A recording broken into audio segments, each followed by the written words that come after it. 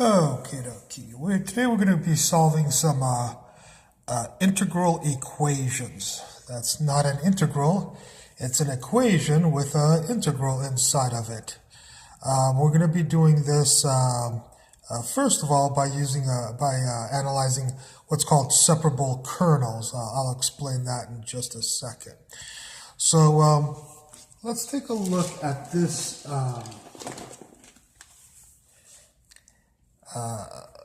This right here is what we call an integral equation.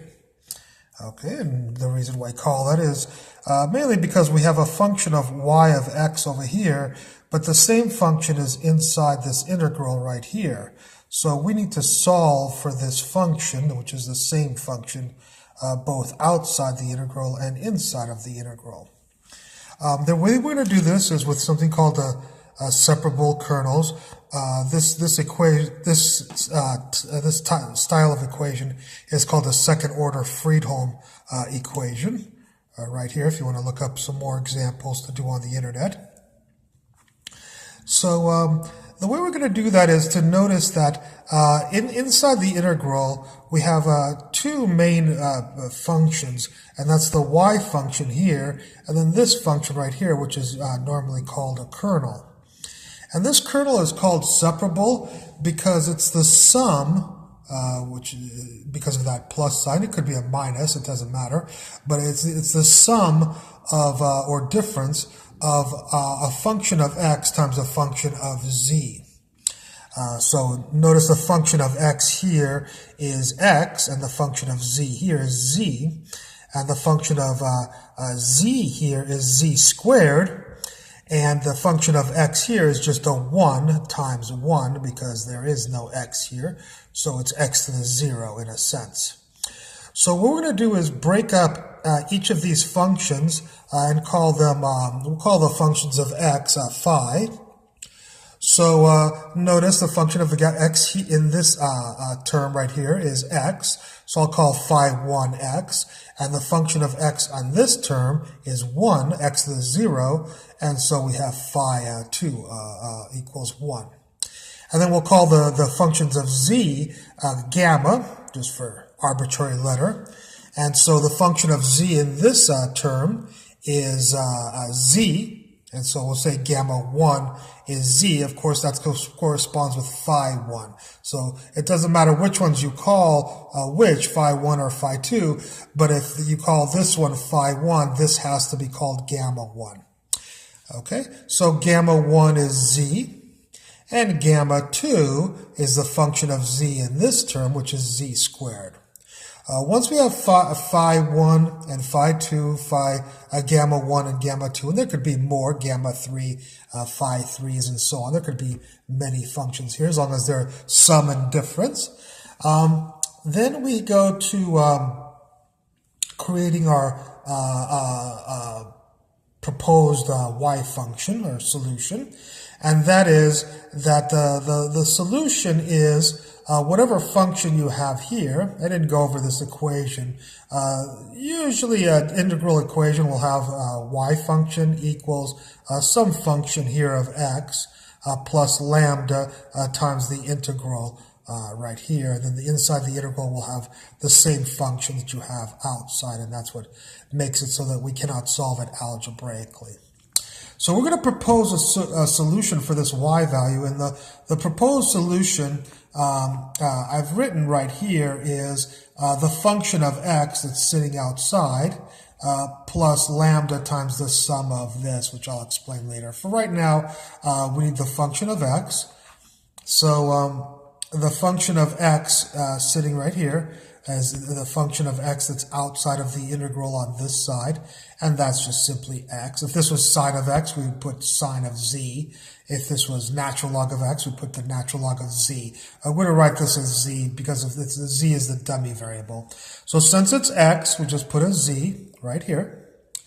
If it was x squared, this would be z squared.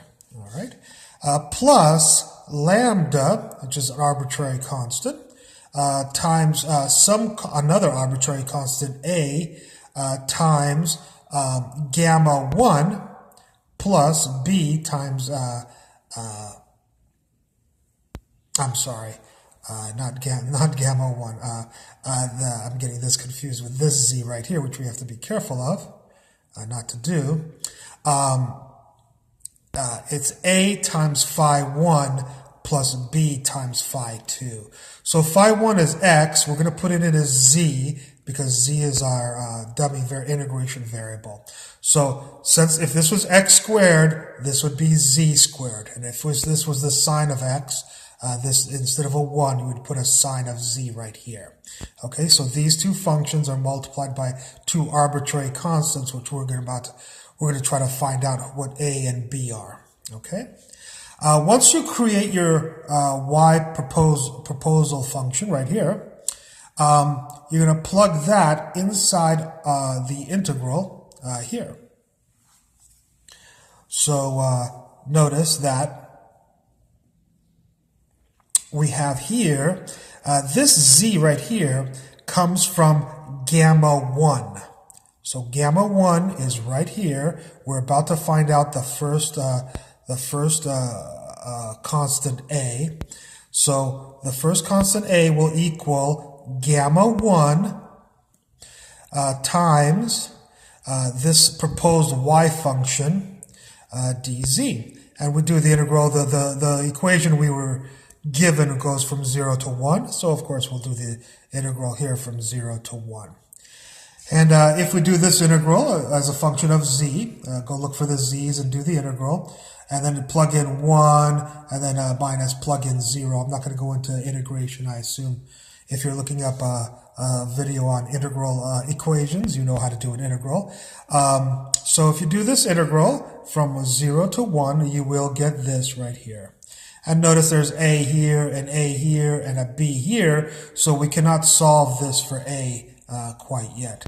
Let's go find Mr. B, which is right here, Mr. B, and in the same way that we did Mr. A, Mr. A had gamma 1 right here, Mr. B will have gamma 2. Sure enough, gamma 2 is z squared, so there's gamma 2, and then it's going to be still the same function that you have here, so we're going to take this function and plug it in here. The only difference between these two is this has gamma 1 and this has gamma 2.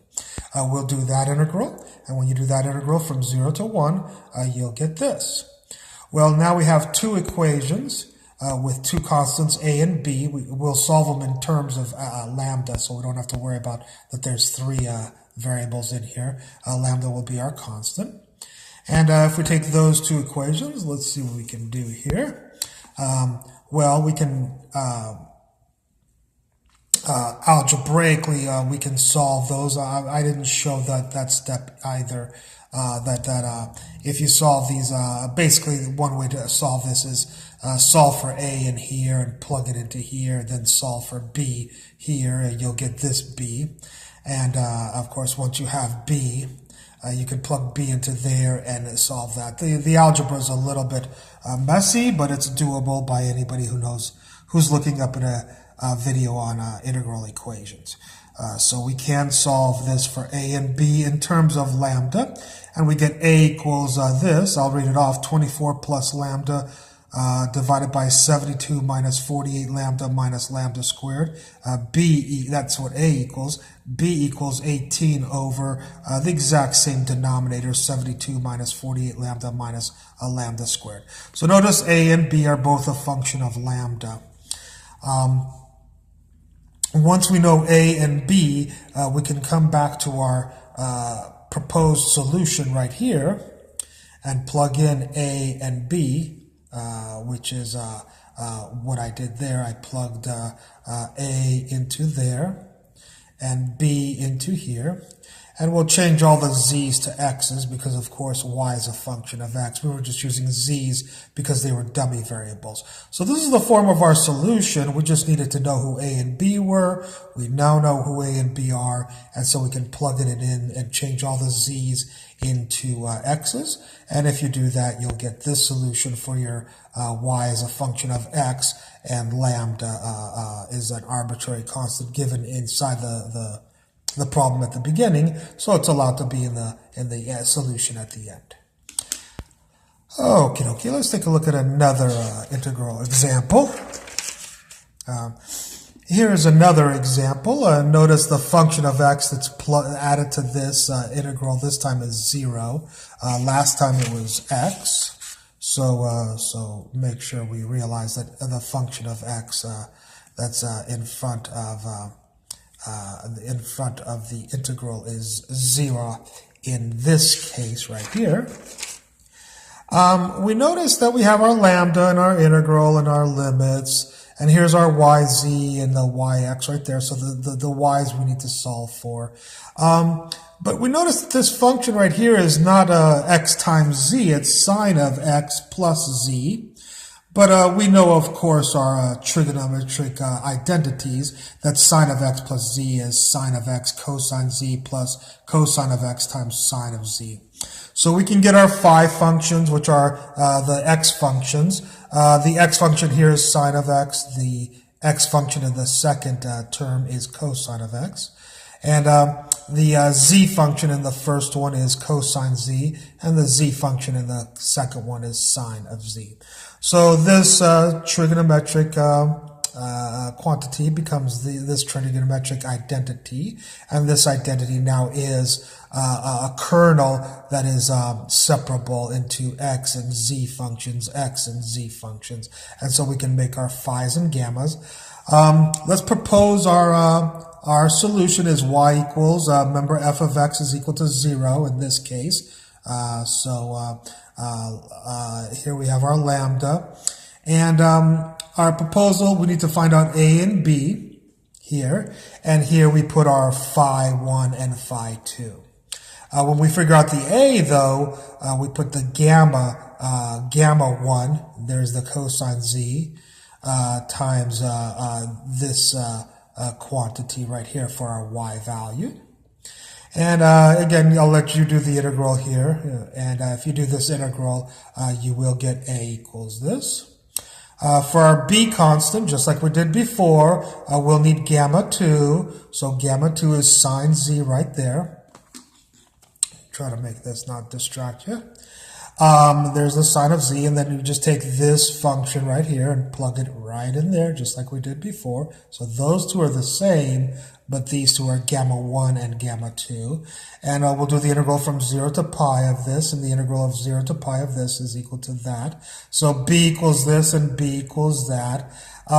We can take this and plug it into there and solve this algebraically. I did show the algebraic steps to solve this, and so we get this. If this is plugged into there, this equation becomes this equation. So there's a, there's these three people, lambda pi over 2, and Mr. B is lambda pi over 2 over a. The a's will cancel, and we can solve for lambda this time. So we get lambda equals plus or minus 2 divided by pi. Okay, and those are called the eigenvalues of this particular Friedholm equation. So let's take it up here. Lambda equals plus or minus. Let's do the lambda equals plus 2 over pi. We'll take lambda equals to plus 2 over pi and plug it right into here, which is this equation right here. So in that lambda, we'll put in a 2 over pi positive. And if you put a 2 over pi, the pi over 2 will cancel, and so b will equal a. Okie dokie. And if b equals a, we get one of our eigen solutions here. What we'll do is right there where there's a b, we'll put an a right in there. And where there's lambda, we'll put a plus 2 over pi. So remember, this again was our solution. Do you know a? Do you know b? Well, we know b is equal to a. So we'll get a cosine of x and a sine of x as those two things. And lambda equals positive 2 over pi. And then we'll do this again for the other lambda, which is lambda equals negative 2 over pi. And if we take negative 2 over pi and plug it into here, notice that a will equal negative 2 over pi. The 2's will cancel, the pi's will cancel, and you'll get a equals negative b. And that's what I've got here, a equals negative b. So we'll go to our solution. Do you know who a is? Yeah, it's negative b, so that we put a negative b in there. And this will be 2 over pi negative. Negative 2 over pi. Sorry about that. There's our negative 2 over pi, because we're doing this eigenvalue this time. Before we did the positive, so we put a positive. This time we're doing a negative, so we put a negative. And do you know who Mr. A is? Yep, I told you A is negative b, sine of x, plus b cosine of x. And if you were to multiply the negative in there, of course, you'll just get b sine of x minus b cosine of x. And so we have our two eigenvalue solutions to this. Notice this time we didn't solve for a and b. Those will be governed by any initial conditions that we have for this integral equation. For lambda equals 2 over pi, we got this solution, which I wrote right here. And for lambda equals negative 2 over pi, I got this solution right here. Alrighty. Let's take a look at this equation over here. Here's a new example. And this time, notice we're going from 0 to x. So we can't use the methods that we have before. We're going to solve this, and we're not going to solve this with a separable kernel. We're going to solve this with differentiation. So let's take a look at what we can do here. We're going to first of all divide everybody through by x. So this over x is this over x. X divided by x is 1. And this divided by x, because x is not the integration variable, you can divide it. So x divided by x is 1. So if you take this and divide by x, you will get this. And then what we'll do is we'll take the derivative of this side, which I wrote here, the derivative of this. And then the derivative of 1 is 0. And the derivative of an integral is plug the x into the dummy variables, which I did, times the derivative of x is 1, minus plug 0 into each of these dummy variables, times the derivative of 0. Of course, we don't have to do that because that'll give us a 0. So the derivative of this side is this, and the derivative of this is this. This can be written like this algebraically. Just put an x here and an x here. This becomes this through algebra. And we'll take the integral of both of these sides. We'll scoot this on the bottom, which I did right there, and then we'll take the integral of both sides. This is the derivative of something over the same thing, and the integral of that, of course, is the natural log of the quantity. And the integral of this is negative x over 4 plus some constant c. And we can do a little bit of algebra, of course, and change this, take the e exponential to both sides, we'll get this, and then multiply by x. So the solution to this integral equation is this guy right here. Alrighty. Let's take a quick look at one last example here. We're going to use a Newman series to solve this integral equation. Before we do that, though, we notice that this is going from a number to a number, so it's not like this one that went to x. We can do this the old method. Notice that this has the y function and the y function, and here's your kernel, and it is separable. There's a function of x times a function of z. There's just not any more. So this time we just have gamma 1 is x and phi 1 is x and gamma 1 is z. That's the function here, and this is the function of z here. And then we propose our solution is y equals the function of x that's sitting in front of here, which is x, plus lambda times a times phi 1, like we did before in the first two examples. And then we were supposed to change this into z function because we need to integrate. So z plus lambda a z. So you actually get to see me do it. Before I was just doing it automatically, but that's fine. So you have to change it as a function of z. And if you want to know who a is, remember we did the integral of gamma 1 times whatever function we had here. So this function gets popped right in here. And then we have to do this integral, and this integral becomes this. And this, I'm showing you some of the steps here. This becomes this out. If you multiply through by 3, and if you solve for a here, we get this right here. So we'll go to our solution. We have y, you have y, you have x, you have x, you have a plus, you have a plus, you have a lambda, you have a lambda. Do you know who Mr. A is? 1 over 3 minus lambda, 1 over 3 minus lambda, and there's the Mr. X right there. So this solution is this, and then I just did a little bit of algebra and cleaned it up a little bit, so we get this as our solution. So I'm not doing this in the Newman series. We're about to do that on the next page. I wanted to just show you that this is the answer we get if we do it the old method, and now we're going to do it with the Newman series and get the same answer, hopefully. Okie dokie. To do the Newman series method, what we're going to do is we're going to write an approximation for the first solution. We guess that it's this function right here. We don't worry about this. So just let y1 equal the function, whatever function is here. If it's sine of x, let it equal sine of x. If it's x squared, let it be x squared here. So whatever function is here, we put right here. And then we have to transform it into our dummy integration variable, okay? Now, what we're going to do is we're going to go actually up to this original integral equation. So there's our y. We're about to figure out what y2, our next approximation for our solution is. So we get y, we get our x, we get our plus, we get our lambda, we get our integral, we get our xz right here. And then for our y, we pump in the first approximation we had, which was z. So if this was z, then we'll plug in a z.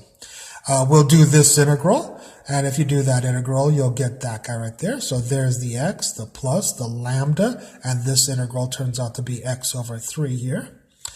And what we'll do is, just like we transformed this x function into a z dummy variable, we'll transform this x function into a z dummy variable. So that x is z, this x is z, everything else is the same.